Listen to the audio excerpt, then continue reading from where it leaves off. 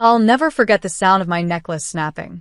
It wasn't just the chain breaking, it was years of silent resentment, jealousy, and manipulation boiling over in one violent moment. Before we begin, drop a comment and tell us, what would you do in this situation? Be honest, tell me in the comments below. We read every comment. Let's begin. My mother's fingers gripped the locket at my neck so tightly that I thought she might rip my skin too. And then, snap. It flew from my chest like it had been yanked out of my soul. Landed right in the dip tray next to my aunt's half-eaten sandwich. "You selfish disgrace," she screamed, right there in front of the entire family. Everyone went quiet. My cousin stopped giggling. My uncle paused mid-sip. Even the baby in the corner stopped fussing, like even he knew something dangerous had just cracked open in the room. I stood frozen, my chest burning where the necklace used to lie. My voice wouldn't come out. She pointed a trembling, furious finger at me. "How dare you refuse to sign that house over? It wasn't even meant for you. You think you're better than all of us now because your dead grandfather handed you the keys to his little fairy tale cottage? You're pathetic." I should have seen this coming. Ever since the will was read, the air in the family had turned venomous. Grandpa left the lake house to me. Not to my mother. Not to my uncles. Just me. They expected I'd be a good girl and sign it over. I didn't. And that's when they turned. "I raised you," she kept shouting. "I sacrificed for you, and this is how you repay me." That house should have gone to the family, not some ungrateful little girl playing grown-up. I didn't move. I didn't cry. I just looked at her, and, for the first time in my life, I felt nothing. Not fear. Not sadness. Nothing. Because while she was losing control, while they were all showing me who they really were, I already knew something they didn't. Something I had done last week. Quietly. Carefully. Something that would change everything by morning. They thought the house was all Grandpa left me. They had no idea what else I had taken from them. And, trust me, they weren't ready for it. After she tore off the necklace, she smirked like she'd won something, like she'd broken me. But she hadn't. If anything, I saw her more clearly than ever. I bent down slowly, picked up the locket from beside the stained napkin, and held it in my palm. The chain was broken, but the locket was still intact. My fingers closed around it like it was the only thing keeping me tethered to reality.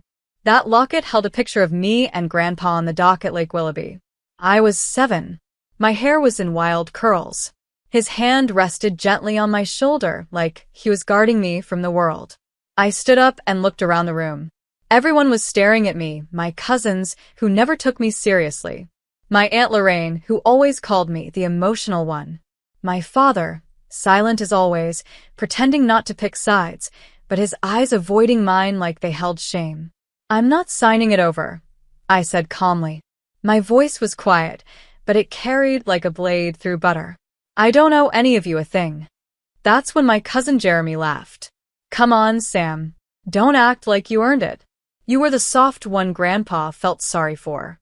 It should have gone to the family." I blinked. "I am family." "Barely," my mother muttered. "Always out on your own, playing the victim." My chest tightened, but I stayed still. I knew if I reacted, they'd win. That's all they wanted. A show. A scene they could twist later into "see how unstable she is." So I stayed cold. I smiled. "You'll all see tomorrow," I said. "Enjoy your dinner tonight." And then I walked out of the house, past the lawn chairs and tiki torches, across the gravel driveway, past the car Dad never let me borrow as a teen because I wasn't responsible enough. I didn't cry. I didn't flinch.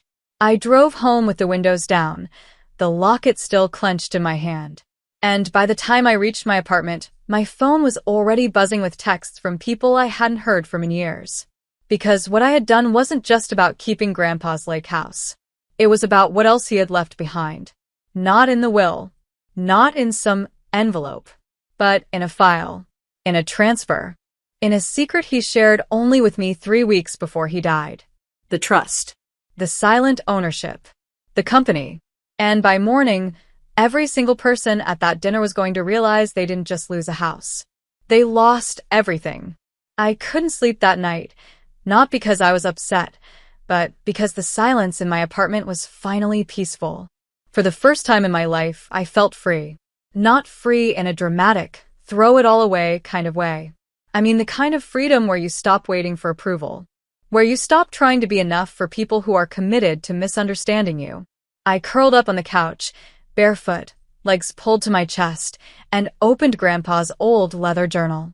He'd given it to me one afternoon, sitting at the lake house just 3 weeks before the stroke that ended everything. He was wearing that red flannel shirt I loved, sipping black coffee on the porch, while I was trying to fix the broken screen door for the 100th time. "I trust you more than I trust anyone," he said.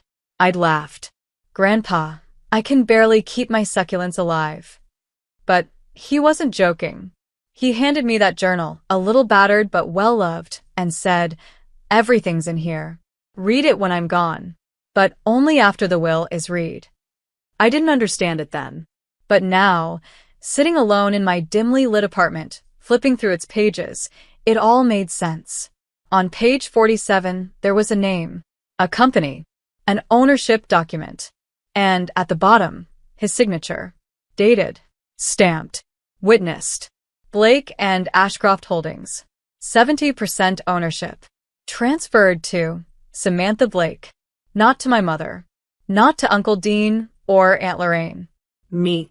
Because years ago, while they were busy mocking him for being old school and ignoring him at holiday dinners, I was the only one who visited, who listened, who helped him sort out the boxes in the attic, labeled with fading ink and war-era stamps.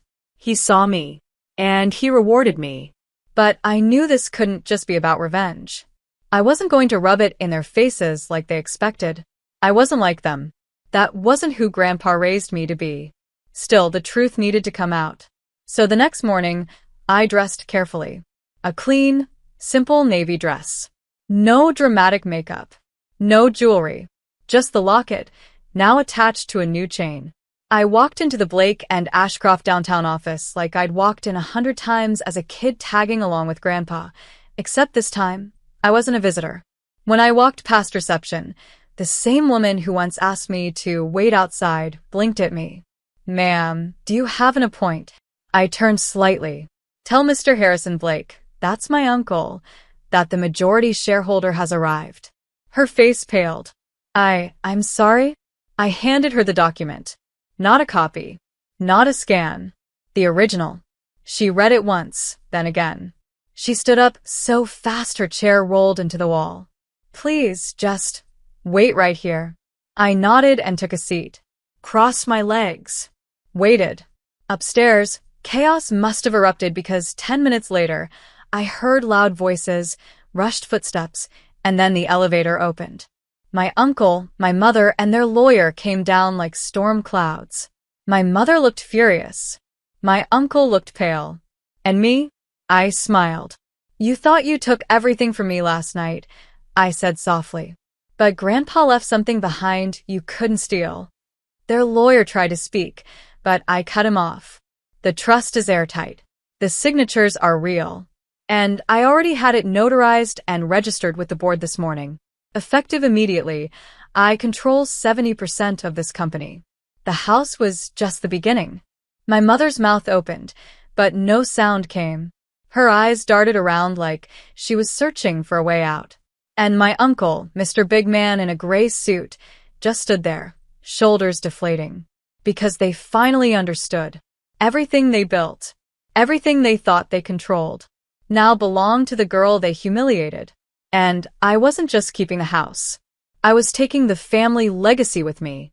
They stood there in stunned silence, like statues chipped and cracking under the weight of a truth they never imagined would catch up to them. My mother's lips quivered first. "This isn't right," she whispered, shaking her head, like saying it enough times would erase the ink on the documents. "Your grandfather would never." "He did," I said. Calm. Steady. Unshaken. He knew exactly what he was doing. And deep down, you know it too. She turned to the lawyer, her voice rising like a drowning woman grabbing at air.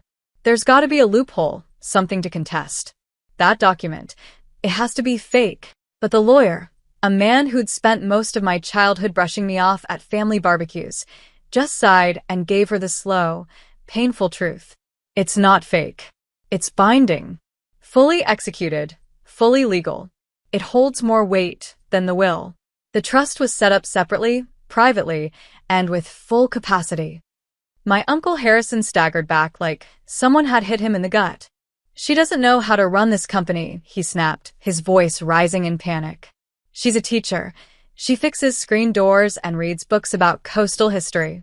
She's not a businesswoman. I tilted my head. Neither were you when Grandpa brought you in. You failed your first restaurant venture and lost over $500,000. I read the ledgers. Grandpa saved you from ruin. Twice. He blinked. The air sucked out of him like a deflated balloon. My mother was trembling now. You're doing this out of spite. No, I said quietly. I'm doing this because for once, I'm not letting anyone guilt me out of what I've earned. Grandpa trusted me. You think I was just his charity case, but I was the only one who showed up when it mattered. While you were busy counting what you thought you'd inherit, I was there, making coffee, listening to him talk about his regrets, his vision, his fears. And then I looked my mother right in the eyes. You ripped the locket off my neck last night like you were ripping away my worth, I said, voice low and even. But you didn't break me. You just made it clear I was never part of this family unless I did what you wanted. And I'm done doing that. The lawyer cleared his throat. As of this morning, the controlling stake has been transferred.